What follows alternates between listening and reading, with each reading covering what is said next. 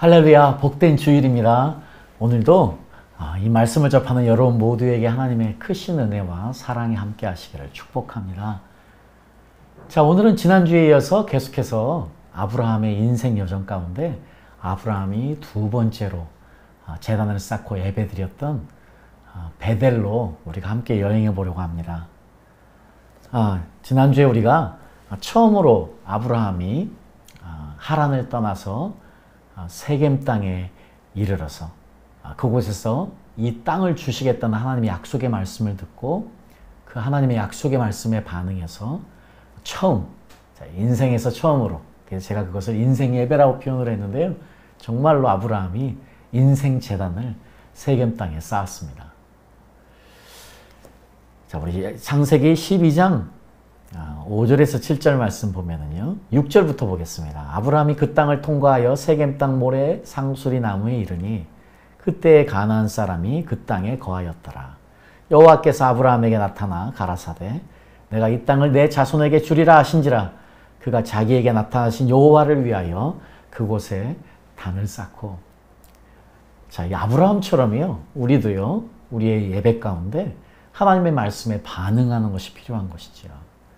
아브라함이 이 첫 단을 쌓았던, 첫 제단을 쌓았던 이 세겜은 아브라함이 그 땅을 주시겠다는 하나님의 약속의 말씀을 듣고 반응한 것입니다. 우리도 우리 예배 가운데 하나님의 말씀에 반응해서 즉각적으로 순종하고 예배하는 그런 자세가 필요하고 즉각적으로 하나님 말씀에 순종해서 기도하며 찬송하는 그런 자세도 우리에게 많이 필요하겠죠.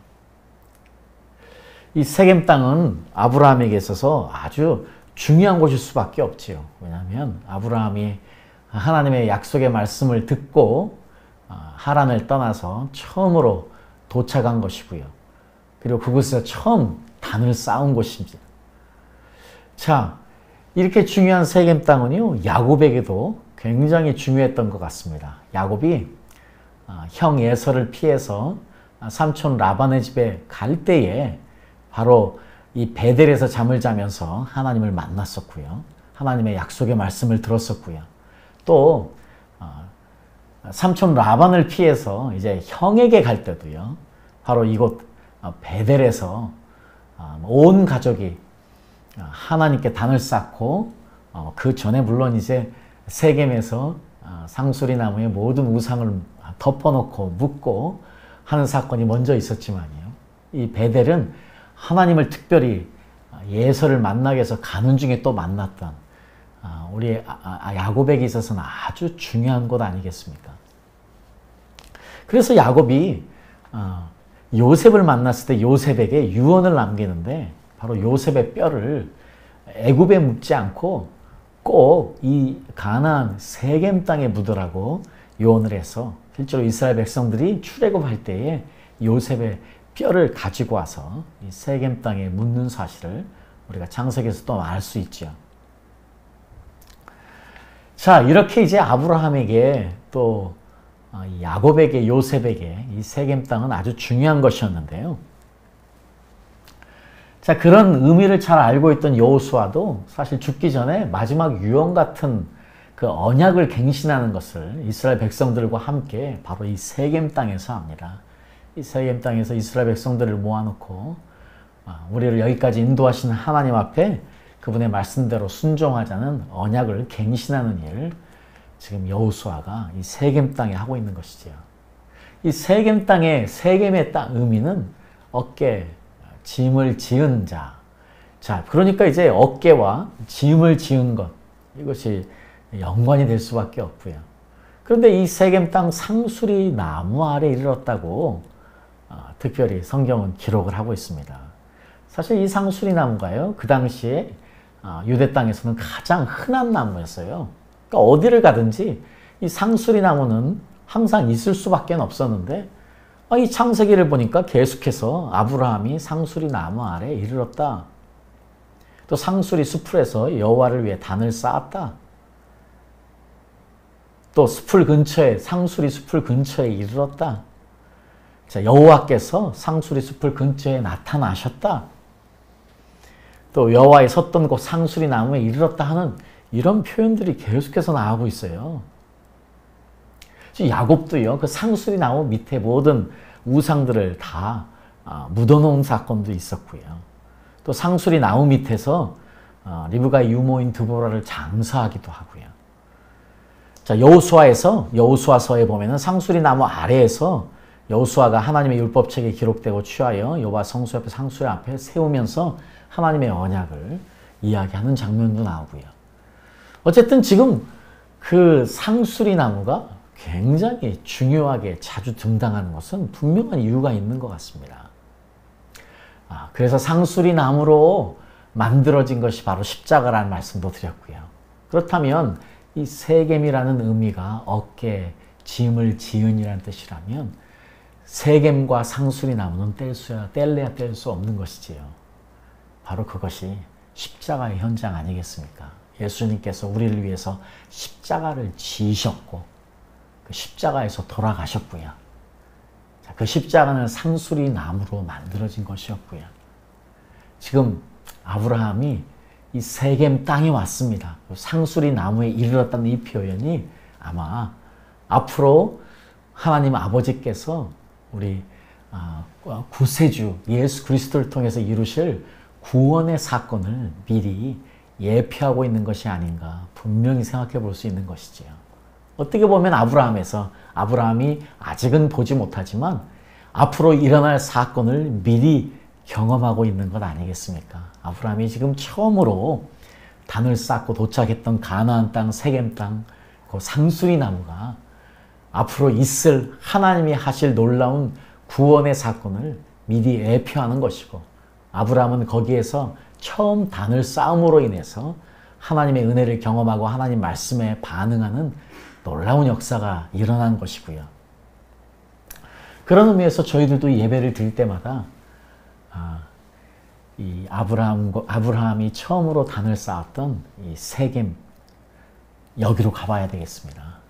세겜 제단으로 가서 저희들도 십자가 앞에 나아가야 하겠습니다. 십자가 앞에 나아가는 것 없이 우리가 어떻게 예배를 드릴 수 있겠습니까? 오직 십자가만이 우리를 하나님 아버지 앞에 담대하게 나갈 수 있게 하는 것 아니겠습니까? 자, 그런 의미에서 우리들도 여전히 아브라함처럼 세겜 땅에서 예배를 드리는 그런 우리의 자세가 너무 중요하다고 생각합니다. 그리고 바로 연이어서요. 8절에 보니까 아브라함이 이제 세겜을 떠나서 베델 동편 산으로 옮겨 장막을 쳤다고 나오네요. 자, 세겜 땅이 이렇게 중요한 곳인데 아브라함이 그 세겜 땅에서는 텐트를 치고 머물지 않았습니다. 지금 베델 동편 산으로 가서 거기서 텐트를 치고요. 거기서 여호와를 위해서 단을 쌓고 여호와의 이름을 불렀다고 나오네요. 자, 이것이 바로 이제 아브라함이 두 번째로 단을 쌓은 사건인데요. 우리가 세겜 땅에서는요, 하나님의 말씀에 순종해서 하나님의 약속의 말씀을 듣고 그 약속의 말씀에 반응해서 처음 단을 쌓았다면 이 베델은 그런 약속의 말씀이나 하나님을 직접 경험한 일이 없지만 아브라함이 스스로 자원해서 두 번째 단을 쌓았네요. 어떻게 보면 우리들의 믿음의 삶 가운데서도요, 이 두 가지가 함께 공존하면서 역사하는 것 같습니다. 우리 믿음도 그렇잖아요. 우리 하늘로부터 내려오는 우리 예수님의 믿음, 하나님 아버지가 주시는 믿음이 있고요. 베드로가 그 믿음을 가지고 주는 그리스도시요 살아계신 하나님의 아들이로소이다 하고 고백한 것이고요. 예수님이 그것을 확인하지 않습니까? 자, 그런 반면에 또 하나님의 그 은혜에 우리가 반응함으로 인해서 우리가 또한 만들어내는 믿음이 있지 않습니까? 그런 것처럼 예배도요, 하나님이 위로부터 그냥 주시는 은혜가 있고 또 그런 은혜에 반응해서 우리가 열린 마음으로 드리는 예배가 있지 않습니까? 오늘 정확하게 세겜에서는 하늘로부터는 은혜 때문에 그것에 반응해서 드린 첫 번째 제단이었다면 두 번째 제단은 아마 아브라함이 자원하여서 지금 계속해서 여행을 하는 가운데 아브라함이 자원하여서 단을 쌓았으니까 이걸 아마 하나님이 굉장히 기뻐하지 않으셨을까 그렇게 생각해 봅니다. 자, 그리고 우리가 또 한 가지 알 수 있는 것은요. 거기서 아브라함이 단을 쌓고 여호와의 이름을 불렀다고 나오네요. 사실 성경에서 어떤 여호와의 이름을 불렀는지 정확하게 기록하지 않아서 저희는 잘 모르겠지만 아브라함이 만난 하나님의 이름을 불렀을 거라고 생각합니다. 제가 첫 시간에도 말씀드렸지만은요.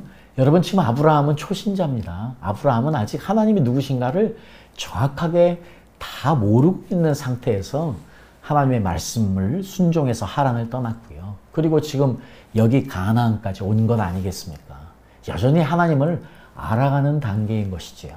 그러니까 아마 여호와의 이름을 불렀다면 어떤 이름을 불렀는지 모르지만 자기가 경험한 하나님, 자기가 알고 있는 하나님, 그 선에서 그 하나님의 이름을 부르면서 예배하지 않았을까 생각해 봅니다. 지금 8절과 9절 말씀은 계속해서요. 베델 세겜에서 베델로 아이에서 또 남방으로 옮겨갔다고 이야기하고 있습니다. 우리가 사실은 이 부분을 우리가 조금 더 자세하게 알기 위해서 제가 지도를 가져와 봤는데요. 먼저 아브라함이 지금 우르에서 사실은 하란까지 오지 않습니까? 원래 아브라함과 아브라함의 아버지 테라가 함께 이제 우르에서 가나안에 가려고 여행을 떠났다가 하란에 임시로 정착하게 된 것이지요. 사실 아브라함은 하나님의 음성을 하란에서 들었고요. 그런데 이 우르에서 하란까지가 600마일이니까 거의 960km, 1000km 가까이 되는 아주 먼 길을 먼저 여행해 온 것이지요. 자, 이렇게 1000km를 여행하고 하란에 있는 아브라함에게 하나님이 떠나라고 할 때에 아브라함이 정말 단무지 같은 단순하고 무식하고 지속적인 믿음으로 하란을 떠나서 지금 계속해서 세겜까지 온 장면이 우리가 이제 지난주까지 본 것이고요. 하란에서 세겜까지가 400마일이니까요. 거의 600마일, 640km까지 되는 것이죠. 상당히 먼 길이지요. 부산까지, 서울에서 부산까지의 거리가 400km가 조금 넘으니까 여러분 상상할 수 있죠? 상당히 먼 거리를 이동해서 세겜까지 왔습니다. 거기에 담만 쌓고 거기에 천막을 치지 않고 그 세겜에서 베델까지 한 20마일, 한 30km 좀 넘는 32km를 여행해서 더 여행해서 이제 그곳에서 먼저 천막을 치고 그리고 거기에서 두 번째 단을 쌓는 사건이지요. 그러면서 9절에는 계속해서 남방으로 이동을 했다고도 나오고요. 자, 우리가 이제 두 번째 이 베델에서 만든 두 번째 제단을 생각해 본다면 아마 이 베델은 특별히 아브라함의 인생 가운데 계속해서 연속되어지는 그 여행의 현장에서 자발적으로 지어진 것이니까요.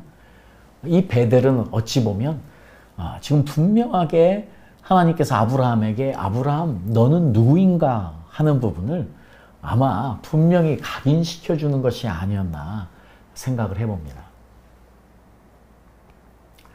자, 여러분들 하나님께서 아브라함을 부르셔서요. 어떤 한 곳에서 정착을 해서 살게 하지 않으시고 오랫동안 여행을 하시는 계속해서 여행을 하도록 만드시는 것 우리가 알지 않습니까? 사실은 이 이후에도 계속해서 아브라함이 여행을 하다가 이제 이삭을 낳고 나서야 브엘세바에서 에셀 나무를 심고 거기에서 머물렀다는 표현이 나옵니다.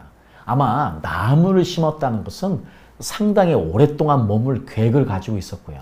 실제로 아브라함의 여행은 그 브엘세바에서 사실은 이제 마무리가 되는 것이지요.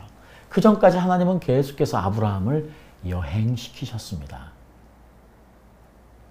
우리가 잘 아시다시피 이제 야곱도 계속해서 여행을 하면서 이 베델이 아주 중요한 역할을 하고 있지 않습니까?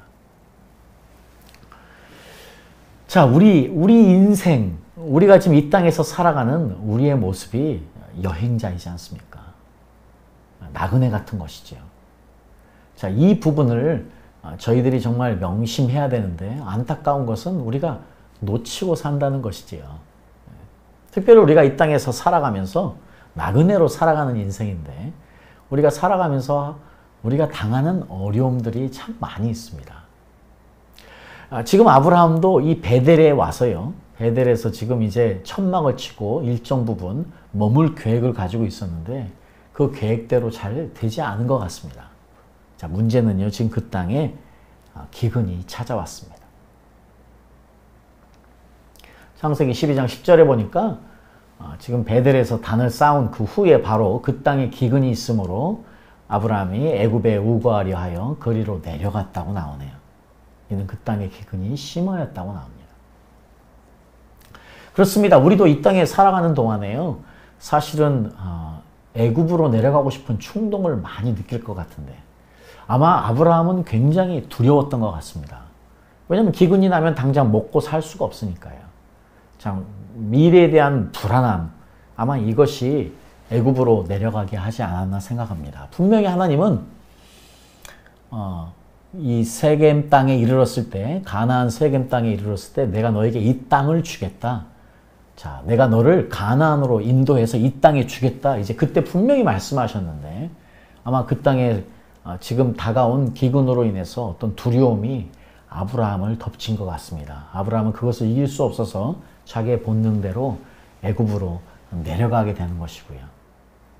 우리도 이 땅에서 우리의 삶을 살아가면서 지금 애굽을 경험하는 때가 가끔씩 있는 것 같습니다. 무엇 때문에요? 두려움 때문에요.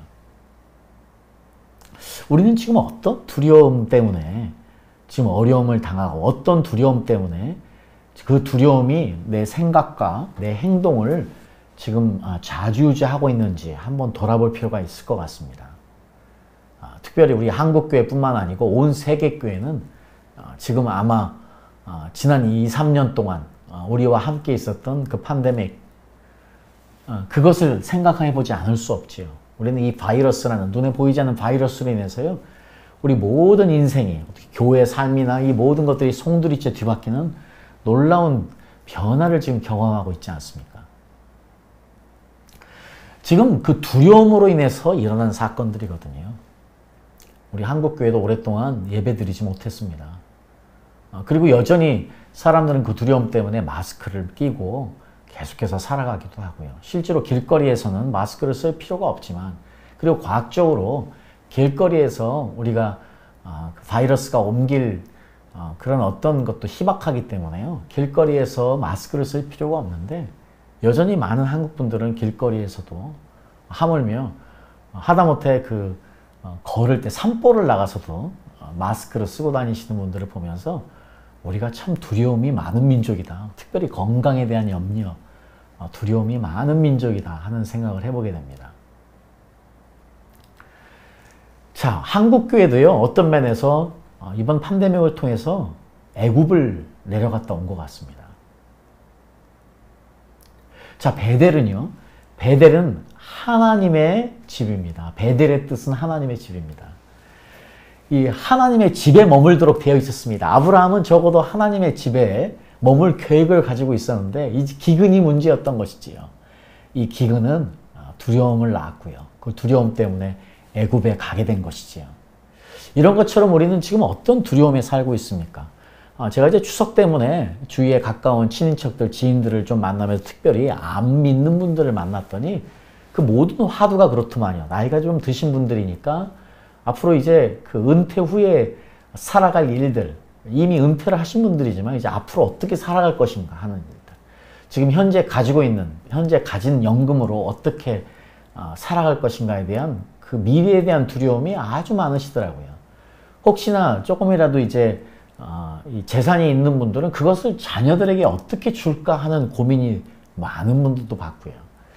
이 세상 사람들에게는요, 예수님을 알지 못하고 예수님을 의지하지 않는 세상 분들에게는 이 미래의 불확실성이 아주 중요한 문제인 것 같습니다. 충분히 걱정 없이 살 수 있는 분임에도 불구하고 그 근심 가운데 살아가는 사실 한편으로는 불쌍한 모습을 보게 됐습니다.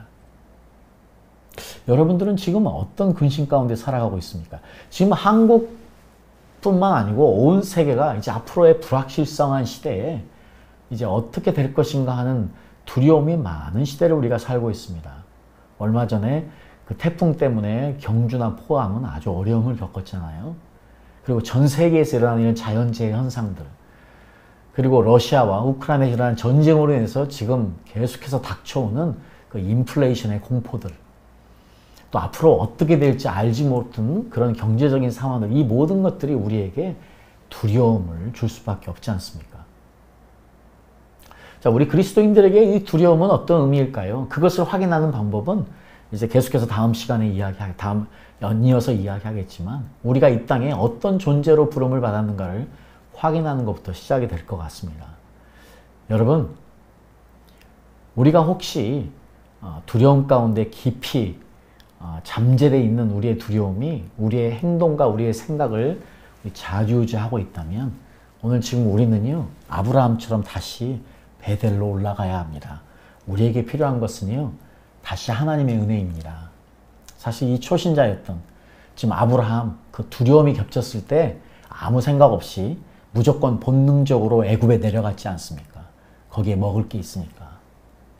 근데 거기에서 아내도 잃을 뻔했고, 정말 하나님의 극적인 도우심으로 다시 살아와서, 다시 아내를 데리고 와서 이 베델로 올라왔던 이 아브라함처럼요, 우리도 지금 혹시나 나도 모르게 내 안에 있는 어떤 두려움들이 나를 애굽으로 끌고 내려갔다면 우리가 다시 베델로 가야 되겠습니다. 베델은요, 하나님의 집, 하나님의 임재가 있는 곳이었지 않습니까? 야곱에게는 그것이 너무 중요했었죠. 그래서 이제 우리가 야곱을 보니까요, 야곱이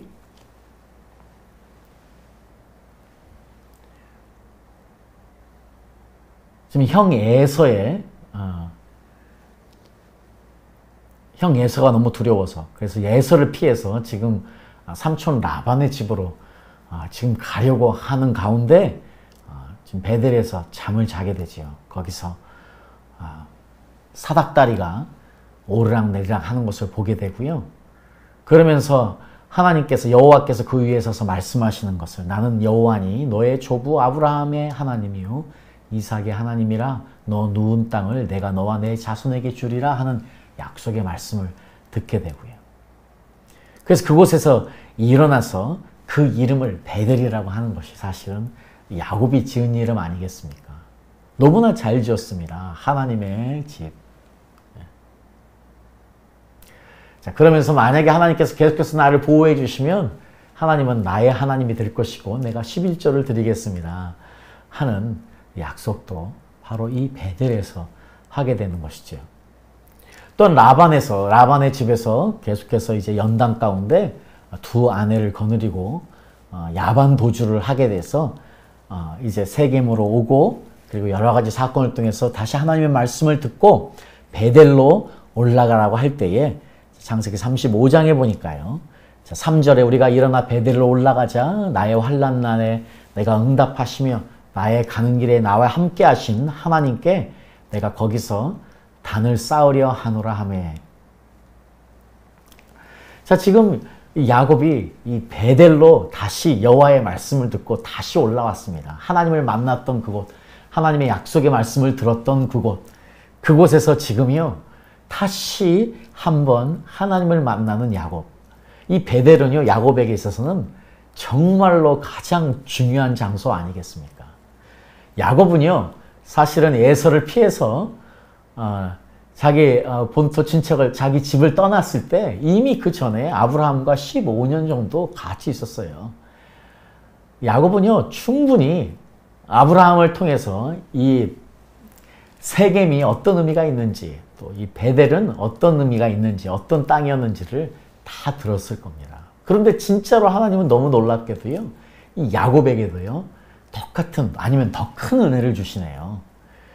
아브라함에게도 중요했던 이 베델에서 하나님은 연속해서 가는 길에 만나주시고 또 돌아오는 길에 만나주시면서 계속해서 하나님이 누구신가를 확인시켜 주시고, 자, 야곱을 인크리지하는 모습을 보면서 역사는 반복되는 것 같습니다. 정말로요. 네. 자, 그래서 이제 7절에 야곱이 그곳에서 단을 쌓고 그곳을 엘 베델이라 불렀다. 이는 그 형의 낯을 피할 때에 하나님이 그에게 거기서 나타나셨습니다. 자, 베델은요, 하나님의 집입니다. 거기는 하나님이 나타나시는 곳이네요. 자, 저희들도요, 이 베델로 올라가야 되겠습니다. 다시 베델로 가서 하나님을 만나야 되겠습니다. 어디로부터요? 아브라함처럼요. 애굽에서 다시 올라가야 하겠습니다. 자, 그래서 하나님을 경험해야 되겠습니다. 자, 아브라함에게도 야곱에게도 이 베델은 특별한 곳이었네요. 그런데 지금 계속해서요. 여행 가운데 베델이 등장합니다. 야곱에게도요. 지금 바단 아람으로 가는 길에 아니면 하란으로 다시 가는 길에 지금 계속해서 지금 여행 중에 베델을 들리네요. 아브라함도 지금 계속해서 여행 중에 베델을 들리는 사실을 창세기 12장 7절 8절이 우리에게 또 이야기해 주고 있고요.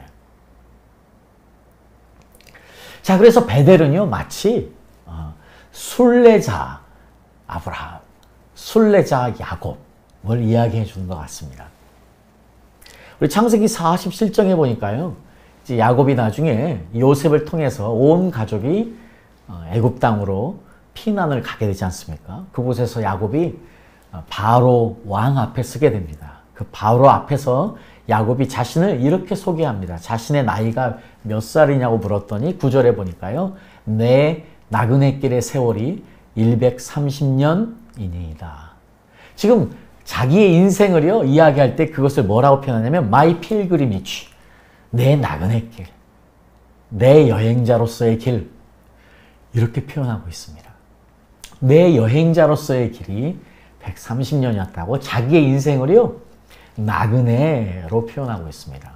그것뿐만이 아니고 계속해서요, 나의 연세가 얼마 못 되니 우리 조상의 나그네의 길, 지금요 아브라함과 이삭의 인생 또한요 무엇이라고 표현합니까? 나그네라고 표현하고 있습니다. 그러면요 지금 이스라엘 백성들에게 당신의 하나님은 누구냐? 그러면은 그냥 한마디로요 아브라함의 하나님, 이삭의 하나님, 야곱의 하나님 이렇게 이야기하지 않습니까? 근데 지금 야곱 스스로 자신의 인생을, 야곱 스스로 자기 아버지와 할아버지의 인생을 한마디로 나그네의 인생이라고 표현하고 있습니다. 아브라함은 우리 믿음의 영적인 아버지지 않습니까? 그렇다면 우리도요 당연히 아브라함처럼, 이삭처럼, 야곱처럼요 나그네 인생을 사는 것이지요. 그 어느 누가 이것을 부인할 수 있겠습니까? 네. 자, 하나님은 아브라함을 부르시고 이삭을 부르시고 야곱을 부르셔서 나그네처럼 살게 하셨습니다. 사실 이것이요 하나님 아버지의 영성인 것 같습니다. 자, 우리가 성경을 볼 때, 특별히 구약을 볼 때요, 이 두 문화권의 만남을 꼭 생각해 보셔야 합니다. 자, 성경은요, 우리에게 두 문화권이 만나서 충돌하는 것을 이야기하고 있습니다. 어떤 문화권과 어떤 문화권이냐면, 농경 문화와 유목 문화입니다. 여러분, 지금 하나님이 주시는 가나안 땅은요, 농업을 위주로 하는 농경 문화가 지배하던 문화권이었습니다. 그리고 그 농경 문화에서 그들이 섬겼던 신이 바로 바알입니다. 바알은요, 농업의 신입니다. 바알은요, 농경 문화권의 신입니다.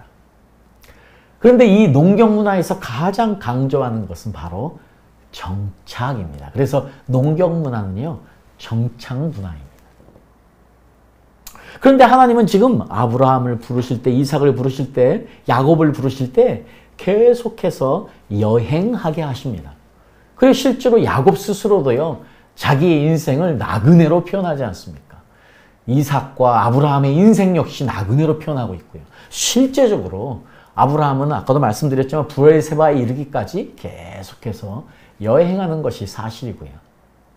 자, 이것이 우리 믿음의 조상 아브라함, 이삭, 야곱의 영성이라면 이것 역시 우리의 영성인 것이 너무나 분명한 것이지요. 자, 그래서 하나님께서 이스라엘 백성들을요, 이 가나안 땅에 보내실 때에 하나님은 이미 그 가나안 땅이 농경 문화권임을 알았습니다. 자, 하나님은요, 그 농경 문화권, 정착 문화권에 들어가면 이스라엘 백성들이 어떤 유혹에 빠질 것도 잘 알았습니다. 그래서 하나님이요, 이 정착 문화권인, 농경 문화권인 이 가나안 땅에 보내시면서 하나님이 무엇을 주셨습니까? 절기를 주셨습니다. 그리고요, 안식일과 안식년과 희년을 주셨습니다. 여러분, 많은 절기 중에서 세 가지만 이야기하면요, 여러분, 유월절은 무엇을 기념하는 날입니까? 하나님이 지금 이스라엘 백성들을 출애굽시키기 위해서 이루신 놀라운 구원의 사역, 그 사역을 보여주신 것이 바로 유월절 아닙니까? 그날을 기념하는 일, 출애굽의 시작을 기념하는 일, 그게 유월절 아닙니까? 초막절은 어떤 날입니까? 초막절은요, 그 출애굽하고 나서 이스라엘 백성들이 광야에서 텐트를 치고 사막에서 살 때에 그날을 기억하라고 초막절을 주셨습니다. 그래서 이스라엘 백성들은요, 집에다 천막을 쳐놓고 구멍을 열어놓고 하늘을 바라보면서 초막절을 지키지 않았습니다. 다 광야를 기억하라는 것이었습니다. 자, 오순절은요, 바로 그 여행의 과정에서 하나님께서 시내산에서 율법 주신 것을 기념하라고, 그 율법 주신 것을 기념하는 날이 오순절입니다. 하나님의 이 모든 율법들은 어떻습니까? 하나님의 이 모든 율법들은요, 지금 이 농경 문화권에, 정착 문화권에 들어가는 이스라엘 민족들에게 계속해서 하나님께서 지금 이스라엘 백성들을 아브라함부터 어떻게 인도하셨고, 지금 이스라엘 백성들을 어떻게 애굽 땅에 인도하여 내셨는지를 기억하면서 계속해서 네가 정착 문화권에 들어가지만 하나님과 함께 여행했던 이 모든 순간들을 잊지 말고 기념하고 나그네처럼 살아라 하고 사실 말씀하신 것이 율법들 아니겠습니까? 오순절은 바로 이 율법들을 기념하는 날이었습니다. 자, 우리가 잘 알고 있는 우리 안식일도요, 창조주 하나님, 그리고 바로 이 애굽 땅에서 이스라엘을 구원해내셔서 여행하게 하신 그 하나님, 구원자 하나님을 기억하는 것이었고요. 그리고 마지막으로는 이제 나의 하나님을 기억하는데, 이 말씀은 이스라엘 백성들이 바벨론으로 이거되어져서 바벨론에서 하나님께 물을 때 하나님이 바로 말씀하신 것이에요. 내가 너의 하나님됨을 기억하라. 그것으로 충분하다 하면서, 그것도 이미 자기 집을 떠나서 지금 노예로 외국 땅에 살고 있는 이스라엘 백성들에게 주시는 말씀 아니겠습니까? 자, 그리고 안식년은 어떻습니까? 하나님이 지금 내가 너에게 땅을 주겠다. 그런데 명심해라. 지금 안식년은요, 땅을 쉬게 하는 것이고, 희년은요, 사람과 땅이 쉬는 것인데요. 그 희년과 땅을 쉬게 하면서 하나님이 말씀하시는 것이 분명합니다. 내가 너에게 준 이 정착 문화권에 들어가서 내가 너에게 주는 이 땅은 내 것이야. 내가 너에게 준 것이고 너는 그것을 임시로 사용하는 다 나그네들이야 하고 선포하는 말씀 아니겠습니까? 그러니까 명심해라. 내가 땅의 주인이니, 내 땅의 주인이 누구인가를 알고 그 땅을 쉬게 하라. 그리고 너도 내 것이다. 너의 이스라엘 사람 너도 내 것이다 하고 선포하시는 것이 바로 안식년과 희년의 현장 아니겠습니까? 지금 이 모든 절기들과 지켜야 될 모든 것들이 결국은요, 이 정착 문화권에 들어가서 사는 이스라엘 백성들에게 내가 비록 너에게 정착해서 살게는 하지만 정신은 절대 잊지 마라 하는 것 아니겠습니까? 그래서 저는 감히 이렇게 말씀드리고 싶습니다. 여러분, 정착 문화는요, 바알 신앙입니다. 그런데 우리 성경은요, 우리 믿음의 조상 아브라함부터 시작해서 하나님이 이스라엘 백성들 지금 계속해서 예수님까지도요. 예수님도 이 땅에서 머리 둘 곳 없이 사셨습니다. 예수님도 이 땅에서요, 계속해서 나그네처럼 사셨습니다. 실제로 그렇게 사시다가 그 영성을 가지고 그 영성을 제자들에게 물려주시고 가셨습니다. 자, 그렇기 때문에요, 우리 그리스도인들에게 있어서는요, 유목문화권, 우리는 이동하는 문화입니다. 우리는 정착이 있을 수 없습니다. 자, 그렇다면 왜 정착하고 싶을까요? 그것은 우리의 죄성 때문입니다. 우리의 죄성이 그것을 원하는 것이지요. 우리의 죄성은 편한 것을 원하는 것이지요. 우리의 죄성은 머무는 걸 원하는 것이에요. 그래서 때로 언젠가 우리는 계속해서 하나님과 여행하는 것이 옳은데, 문제는요, 우리의 죄성이 나를 다스리기 시작하면 무엇이 멈춥니까? 하나님과의 여행이 멈춥니다. 그러면 하나님의 역사도 멈추게 되어 있습니다. 근데 지금 우리는 어떤 시대에 살고 있습니까? 많은 목회자들조차도요, 모두가 다 한 곳에서 오랫동안 섬기고 거기서 자리를 잡으면 그것이 아름다운 일인 것으로 착각하지는 않습니까? 그것이 틀렸다는 것이 아닙니다. 하나님도 분명히 아브라함에게요, 브엘세바에서 정착하게 해주셨습니다. 문제는요, 우리가 그 정착을 결정하는 것이 아닙니다. 그것은 하나님이십니다.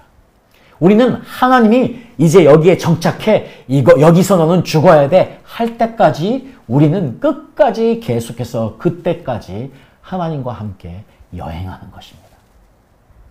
자, 그러면 그 의미에서 마지막 시간에 우리가 다루겠지만은요, 이삭은 많은 여행을 하지 않았습니다. 사실은요, 저는 분명히 압니다. 이삭은 이미 모리아산에서 모든 시험이 끝나고 이 모든 훈련이 끝나버렸기 때문에요, 이삭은 여행할 필요가 없었습니다. 그러니까 이삭이 어떻게 보면 아주 편안한 삶을 살았던 것이죠. 자, 편안한 삶은요, 정착되어진 삶은 절대적으로 그분의 뜻에 있는 것이지 우리가 결정하는 것이 아닌데, 우리의 죄성이 우리를 쓰러뜨리면, 우리의 죄성에 앞서서 그것이 나를 컴포트 존에, 편안한 것에 정착하게 만들면 문제는 그 다음부터 이제 사단이 납니다. 하나님으로부터 역사가 끊기게 되거나 하나님의 역사가 더 이상 이룰 수 없는 것이지요. 자, 그래도 여전히 하나님은요, 우리를 사랑하시고 우리를 존중하시기 때문에 하나님께서 그대로 인정하시기도 하는 것은 사실이고요. 그러나 우리가 정말 하나님을 기쁘시게 하려면, 우리가 정말 하나님의 뜻을 이 땅에서 이루고 살려면 끝까지 우리는 무슨 영성, 나그네의 영성을 절대 잊어서는 안 되겠습니다. 이 나그네의 영성을 가지고 살 때에 그것이 우리를 살아있게 하는 것이지요. 그러니까 베드로전서 2장 10절에서 11절, 11절이 있겠습니다. 사랑하는 자들아, 나그네와 행인 같은 너희를 권하노니 영혼을 거스려 싸우는 육체의 종욕을 제어하라. 사랑하는 자들아, 나그네와 같은 너희를 권하노니, 지금요, 사도 베드로는요, 지금 하나님의 백성들, 이 서신에 있는 모두에게 사랑하는 자들아, 너희는 나그네와 행인 같은 자들이다. You as sojourners and pilgrims. sojourner는요, 너는 여기에 머무는 사람들이다. 임시로 머무는 사람들을 sojourner라고 합니다. 자, 우리는 지금 이 땅에 임시로 머무는 것이지요. 마치 우리는 순례하는 것입니다. 어디까지, 언제까지 순례하느냐? 우리의 순례의 종착역인 천국에 이를 때까지 우리는 순례하는 것이지요. 자, 우리가 이 땅에 있어서는요, 무엇으로 사느냐? 나그네로 사는 것이지요. 이 땅에 잠시 머무는 자로 사는 것인데, 우리는 지금 어떤 영성을 소유하고 있습니까? 이 하나님의 영성을 가지고 있습니까? 아니면 사탄의 영성을 가져서 이 세상에 속아서, 이 세상에 넘어가서 우리는 지금 머무는 것, 정착하는 것, 편안하게 내 노후를 마치는 것에 모든 것이 집중되어 있습니까? 오늘 이것은 지금 내가 살아있는 그리스도인이냐 아니면 죽어가는 그리스도인이냐 하는 아주 중요한 질문 같습니다. 당신은 지금 하나님과 여행하고 계십니까? 아니면 당신의 하나님과의 여행은 멈춰졌습니까? 당신의 죄성 때문에 머무르고 싶은, 편안해지고 싶은 죄성 때문에. 지금 베드로전서는요, 나그네와 행인 같은 너희에게 고난하노니 영혼을 거스려 싸우는 육체의 정욕을 제어하라. 자, 어찌 보면 예수님의 콜링도 너무너무 분명합니다. 누구든지 나를 따라오려거든 매일입니다. 누가복음은 매일 너를 부인하고 자기를 부인하고 자기 십자가를 지고 예수님을 따르는 것. 예수님을 따른다는 것은 예수님과 함께 멍에를 메고 예수님과 함께 여행하는 것이지요. 자, 이것은 메타포입니다. 은유적으로 쓰인 표현이지만은요, 이것이 우리의 삶입니다. 이 땅에서 우리 그리스도인들의 삶은 여행하는 것입니다. 예수님과 함께, 예수님 따라서요. 만약에 우리의 삶 가운데 이것이 멈춰 있다면 그것은 신앙인으로서 이미 생명을 잃기 시작한 것 아니겠습니까? 오늘 지금 아브라함은요, 지금 애굽을 떠나서 다시 베델로 갔습니다. 하나님의 집에 갔습니다. 다시 그곳에서 하나님을 만나기 원하고 자신을 보호해 주시는 하나님을 찬양하기 원해서 다시 베델로 가서 그곳에서 또 예배를 드렸습니다. 자, 그런 것처럼요, 지금 야곱에게서도 이 베델은 하나님을 만났던 너무나 중요한 것이었습니다. 지금 여러분은 어디에 있습니까? 지금 우리는요, 아브라함처럼, 야곱처럼 지금 이들의 영성을 나그네의 영성을 소유해야만 하겠습니다. 이 베델에서 단을 쌓은 것은요, 내가 누구인가, 야곱이 누구인가, 아브라함이 누구인가를 확인해주는 나그네로서 하나님 앞에 살아가는 나그네로서의 한 사람을 우리에게 분명하게 보여주고 있습니다. 여러분, 우리는 다시 한번 베델로 올라가서 우리의 단을 쌓으면서 고백해야 되겠습니다. 나는 이 땅에 잠시 머무는 사람입니다. 이 땅에서 나는 잠시 머물기에 나는 이제 끝을 향해서 갑니다. 어떤 끝입니까? 우리에게 이 땅에서의 죽음은 주님과 함께하는 새로운 시작입니다. 우리 모든 그리스도인들은 그 죽음을 향해서 달려가는 것, 이것이 바로 기독교적인 시간관념입니다. 우리의 시작은 시작이 있습니다. 그리고 끝이 있습니다. 그러나 그 끝은 끝이 아닙니다. 새로운 하나님 아버지와 시작입니다. 우리 모든 그리스도인들은 그때를 향해서 달려가면서 이 땅을 나그네처럼 사는 사람들입니다. 우리가 이렇게 이 땅을 나그네처럼 살아갈 때에 내가 이 땅에서 살아가는 법이 달라질 수밖에 없습니다. 이 땅에서 살아가는 행동과 결심과 결단이 달라질 수밖에 없습니다. 왜냐? 우리는 끝을 보고 달려가기 때문입니다. 우리는 이 땅에 잠시 머물다 갈 사람들이지 영원히 머물 사람들이 아니기 때문입니다. 오늘도 내일도 사탄은 사탄의 영성을 우리에게 불어넣어서 우리가 편안한 곳에 머물러서 죽기를 바라는 것이지요. 살아가는 여러분, 혹시 여러분 가운데 지금 그 편안한 곳에 머물면서 죽어가시고 있다면 오늘 말씀을 통해서 다시 회복되어지시기를 예수님의 이름으로 축복합니다. 여러분, 우리 교회도요, 분명하게 다시 일어나야만 되겠습니다. 이제 그 코로나라는 그 두려움으로 인하여서 지금 아직도 60% 정도, 70% 정도밖에 교회를 참석하지 않고 있다는데 나머지 30%는 어디에 있습니까? 나머지 60%, 나머지 40%는 지금 어디 애굽 땅에서 헤매고 죽어가고 있습니까? 아브라함처럼 다시 올라와야 됩니다. 다시 베델로 와야 됩니다. 하나님 제발 그들에게 은혜를 베풀어 주십시오. 교회들이 기도하면서 그 30%, 40% 잃어버린 양들을 다시 찾아와야만 하겠습니다. 그들이 다시 베델로 와서 하나님을 야곱처럼 만나는 이 역사가 일어날 수 있도록 기도해야만 하겠습니다. 이를 위해서 기도하는 우리 교회들이 되어야 할 줄 분명히 믿습니다. 아멘.